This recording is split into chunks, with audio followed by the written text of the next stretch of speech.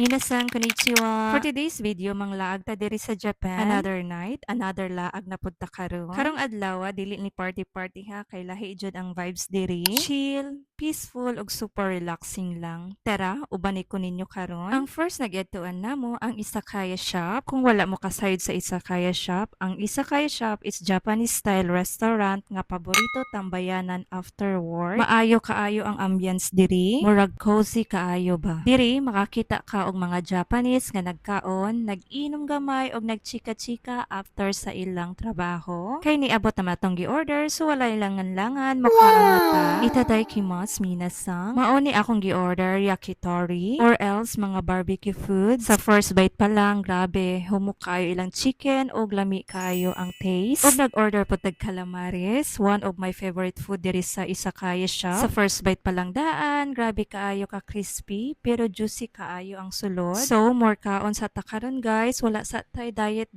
for today's video kay lami kaayo ilang foods diri. Wow. Makasabot na jud ko no nganong ganahan kaayo ang mga Japanese diri. Kay ako pud no mas ganahan na pud ko diri. Ang lami sa ilang pagkaon kay dili over. Simple ra kaayo ang seasoning pero ma-feel jud nimo ang freshness. Mauni akong ganahan na pagkaon diri sa Japan. Solid jud bisan simple ra kaayo tan-awon. Ug maupod ni ang among banding sa akong asawa na mga sa gawas, especially diri sa Izakaya. Pasensya na gamay guys na dili magpakita akong Junana Bells kay medyo shy type siya na pagkatao. So mauni ilang shop guys ug humana ta og kaon ug busog na kaayo. Pero dili pa kutob ana ang atong adventure for today. Sunod nato buhaton kay mosakay ta og train. Kay kung naa ka diri sa Japan, dili mahimong dili ka makasuway sa ilang famous trains. Tan-awa ang station, limpyo, organized ug grabe ka punctual ilang train system. Bisan gabi na daghan gihapon ang mga train. Mao jud ni ang usa sa akong favorite na experience sa Japan. Ug karon magwait ta sa atong train ug pila lang ka minutes ni abot na siya. Hilom kaayo sulod sa train.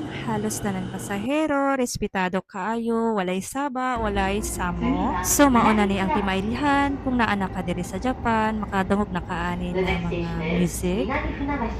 JE11. Sa una, makita rin nako sa mga anime o sa mga social media. But today, grabe gid si Lord, no? Grabe ka blissful na ma-experience na nako ni karon. Ang batang yagit lang sa una og nag-dream lang na makaanihi diri sa Japan. At last, naa ko sa Japan, walay imposible jud no kay Lord. Kung para jud sa imuha, ihatag jud niya. Trust the process at the right time. So that's it for today's mini vlog. Salamat sa pagtan-aw. And I hope na nag-enjoy mo sa atong nightlife experience diri sa Japan. Kita-kit sa sunod na mini vlog diri. Minasang, mite korite, arigato, matane!